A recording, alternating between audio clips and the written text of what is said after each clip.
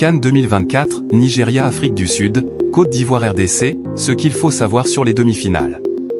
Le dernier carré de cette Coupe d'Afrique des Nations ivoiriennes met aux prises 4 anciens vainqueurs aux profils très divers. L'expérimenté Nigeria face au revenant sud-africain, la Côte d'Ivoire miraculée face à une République démocratique du Congo, RDC, transformée.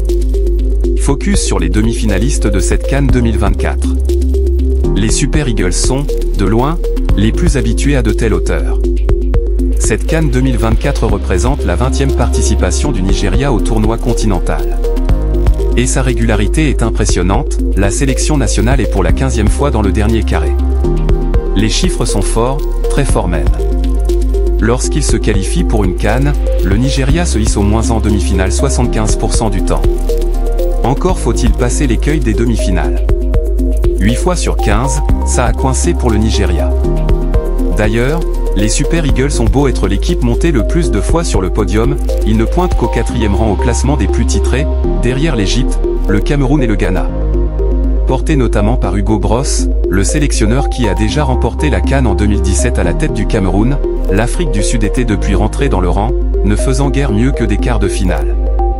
24 ans plus tard, la roue tourne enfin. Pour accéder à une nouvelle finale, les Bafana vont devoir être solides et prendre le dessus contre un adversaire qui leur réussit assez peu. En 13 confrontations, l'Afrique du Sud ne l'a emporté que 2 fois, et jamais en phase finale d'une compétition, contre cette victoire nigériane. Et dire qu'il y a à peine 2 semaines, le ciel tombait sur la tête des éléphants avec cette énorme gifle reçue contre la Guinée équatoriale, 0-4, et une qualification pour les 8e de finale entre les mains d'autres équipes. Depuis, la Côte d'Ivoire a remercié Jean-Louis Gasset, remplacé par Emers Faé au poste de sélectionneur.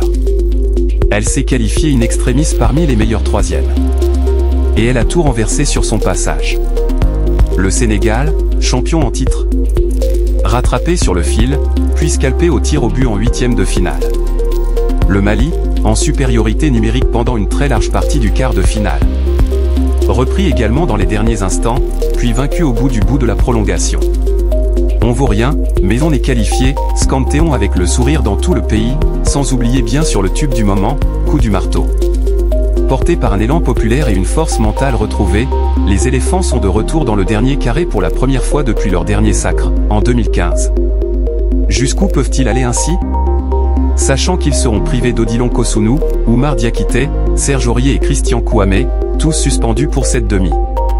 Il y a un an, tout le monde se moquait de nous. Et aujourd'hui, on est en demi-finale. Comme Chancel Mbamba l'a dit, c'est la justice de Dieu. Au moment de commenter la qualification méritée des siens pour les demi-finales contre la Guinée, l'ailier Théo Bongonda n'a pas oublié d'où vient la RDC. La métamorphose est indéniable, entre-temps, Sébastien de Sabre l'a prise en main et lui a transmis un nouveau souffle et un état d'esprit irréprochable. Les Léopards avancent en groupe, concentrés et déterminés. Les favoris marocains, les coriaces égyptiens et les courageux guinéens en ont tous fait les frais.